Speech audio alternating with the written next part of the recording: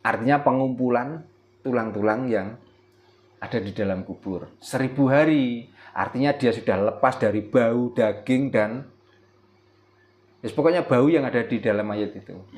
Dan disitulah penentuan akhir manusia itu diterima di bumi suci atau tidak.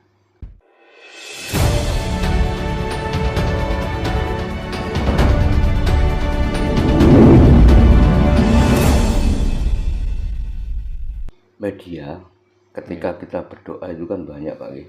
Yeah. Kadang ada yang berdoa itu harus pakai pengeras suara gitu, biar semuanya dengar gitu. Ada yang bisik-bisik ya kan. Nah, sebenarnya ucapan itu omongan kita saat doa itu omongan seseorang untuk siapa? Untuk diri sendiri, apakah untuk Tuhan atau bagaimana? Ya, di samping untuk diri sendiri, untuk mengingatkan orang lain, kalau pakai corong, kalau pakai loudspeaker ya, untuk mengingatkan orang lain supaya apa? Supaya pada ingat. Ya, karena kamu ditinggalkan orang tua, tidak hanya ditinggalkan saja, tapi masih banyak harta-harta orang tua yang meninggalkan kamu itu yang kamu nikmati. Maka sebagian dari apa yang ditinggalkan orang tua itu mbok disedekahkan. Gitu loh. Supaya apa? Ya supaya rata-rata yang ngalami berkah. Makanya kalau dilewatkan speaker, dilewatkan sound dan lain sebagainya, doa itu nggak ada yang berani memastikan. Semua doa itu muga-muga, mudah-mudahan. Lah kata mudah-mudahan itu nggak pasti. Menurut jelas toh? Makanya kalau saya menyarankan, janganlah berdoa dengan kata-kata mudah-mudahan. Seharusnya gimana Pak? Ya kalau kita minta ya minta. Ya, memastikan gitu. Iya. Dengan mudah-mudahan artinya itu menawar. Lah wong Tuhan kok ditawar-tawar. Gitu. Kalau kita minta bapak saya ditempatkan di surga, jangan ditempatkan di neraka, ya sudah. Jangan duh Gusti mugi-mugi bapak kula manggon ten swarga. Nggih. Nah, terserah Gusti. Mau tak taruh surga, mau tak taruh neraka, urusanku. Kamu mintanya mudah-mudahan aja. Sifatnya Gusti sakarepe dhewe. Sakarepe dhewe. Gusti itu nggak mempunyai sifat apa-apa, saenake dhewe. Makanya orang jualan es mintanya panas. Nggih. Orang yang jualan nasi pecel dan lain sebagainya mintanya hujan, karena dengan hujan banyak orang yang lapar. Bakul es dengan panas yang tinggi, orang banyak yang ngelak. Terus dua-duanya meminta pada Tuhan. Nah, terus kalau Tuhan ngasih hujan atau ngasih panas, apa urusan dengan kita? Itulah yang saya maksud, Tuhan itu sifatnya sakarepe dhewe. Tadi dijelaskan Pak Darno bahwa doa itu kan sifatnya kan hiburan Pak.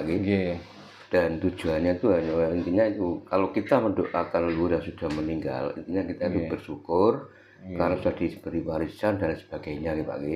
Nah, bagaimana ketika ada selamatan doa di 3 hari orang meninggal itu, 7 hari, 40 hari, 100 sampai 1000 hari itu tujuannya untuk apa Pak? Nah, karena orang Jawa itu sudah mempunyai pedoman. Di saat orang mati yang dikubur di alam kubur, semasa 3 hari itu apa yang terjadi perubahan pada tubuh si mayit yang dikubur itu. Ya, 3 hari adalah masa penggelembungan diri, mengawali pembusukan. Ya, 7 hari pembusukan itu diawali pecahnya perut. 40 hari artinya kita menghabiskan adanya daging dan kulit pada tubuh si mayit itu. 100 hari menghabiskan sisa-sisa daging yang nempel pada tulang-tulang orang yang mati. Pendak artinya pengumpulan tulang-tulang yang ada di dalam kubur. 1000 hari artinya dia sudah lepas dari bau, daging, dan pokoknya bau yang ada di dalam mayat itu. Dan disitulah penentuan akhir manusia itu diterima di bumi suci atau tidak. Nah, itu metode orang Jawa sudah mengenali itu. Makanya di saat 3 hari diselamati, dibancai, sebenarnya mengiring penghancuran tubuh, proses penghancuran tubuh manusia di dalam perut bumi. Makanya orang Jawa itu harus paham. Jangan bangga dengan mempunyai keluarga yang mati di dalam kubur kok utuh.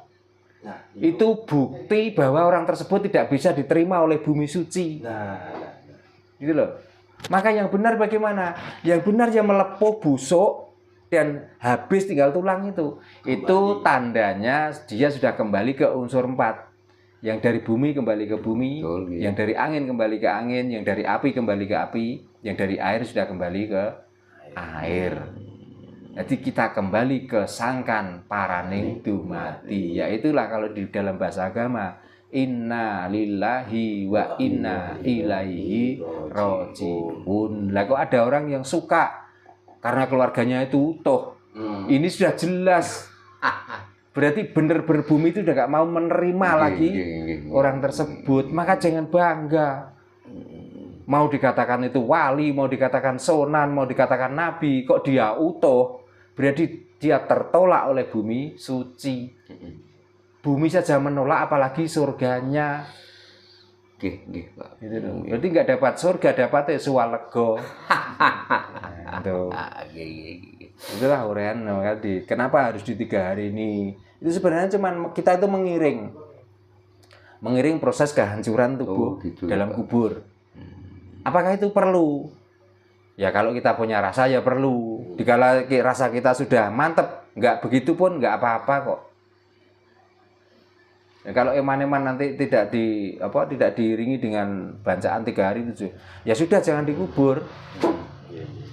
Di hari keras saja, jadi tiap hari bisa melihat. Nah gitu loh. Manusia diciptakan itu kan dikaruniai akal. Pikiran, ada juga yang namanya angan-angan ya Pak. Nah, terus akal itu dari mana? Pikiran itu dari mana? Terus timbulnya angan-angan itu dari siapa? Dan tempatnya akal itu di mana? Pikiran di mana? Dan angan-angan itu di mana? Nah, jangan sering dengar toh, penciptaan di dunia yang paling sempurna itu apa?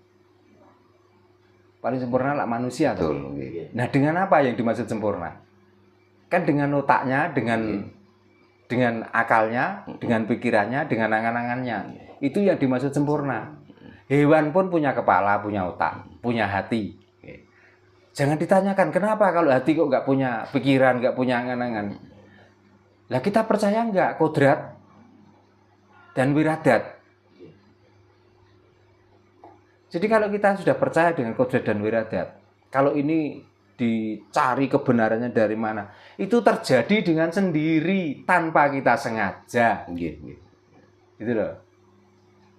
Makanya jangan tutut-tututan. Maka makhluk yang paling menerima dengan kodratnya adalah diantaranya hewan, gunung, tumbuh-tumbuhan.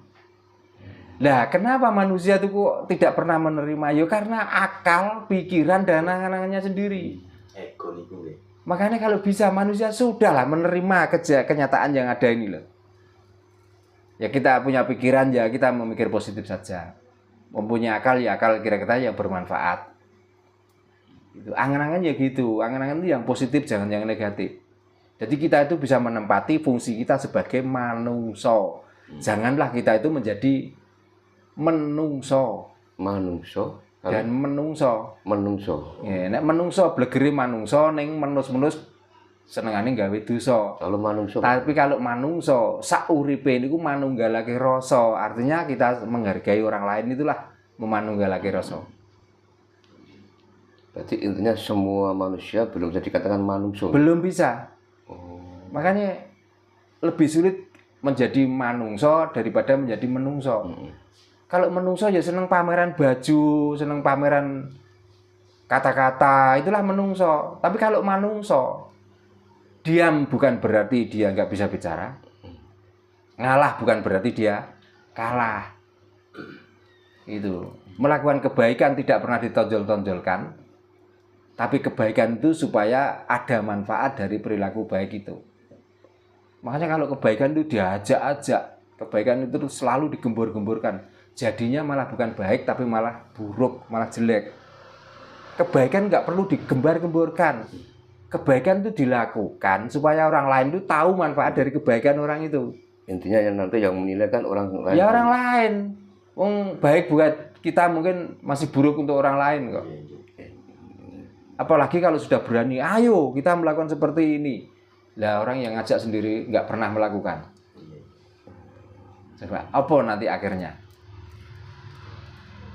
Gembar-gembar setiap hari ngajak ngamal lah. Orang yang ngajak ngamal malah mencari amal. Wah. Apakah itu yang dinamakan baik? Ya mestinya kan nggak perlu begitu. Ini loh bangunan ini kurang ini, saya sudah menyumbang sekian tapi masih kurang. Kalau sampean ada, marilah kita bangun sama-sama supaya baik. Enggak, kalau kamu membangun ini artinya sudah mulai membangun fondasi di sana. Ya di sana nggak perlu fondasi kok. Tanah itu digali, setelah itu dimasukkan, paling-paling ya ditutup papan kok. Jadi kebaikan itu nggak perlu digembar-gemborkan, tapi perlu dilakukan. Sekarang kan kita baru paham Pak, bahwa intinya manusia itu belum tentu semuanya itu bisa diartikan sebagai manungso. Manungso, iya. Kebanyakan tuh menungso. Menus-menus apa Pak? Menus-menus kakek dosa. Makanya kadang-kadang nglakoni dosa pun ora krasa. Itu.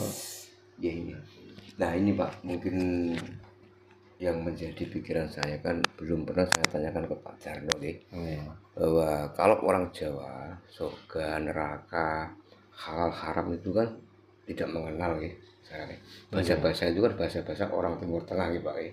Nah seperti ada istilah najis gitu Pak. Ketika orang kena anjing kan katanya kan najis. Jadi kita harus melakukan ritual untuk pembersihan kan. Nah itu kalau menurut pemahaman Jawa istilah najis sendiri itu apa Pak Jarno?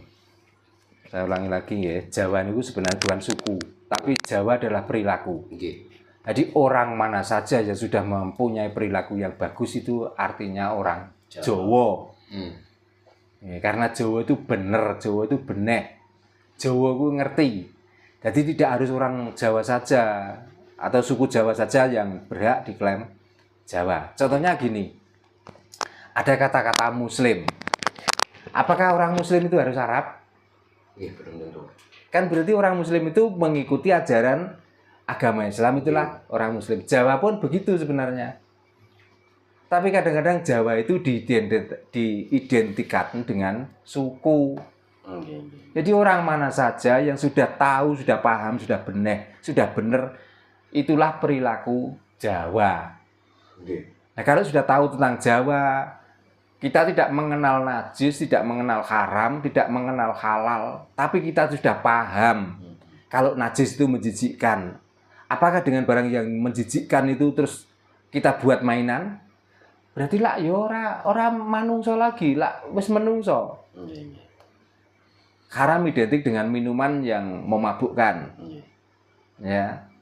Kalau kita tahu itu barang yang memabukkan terus kita beranikan minum-minum dan lain sebagainya. Kalau kita sudah mabuk, apakah kita itu manungso? Berarti kan menungso lagi.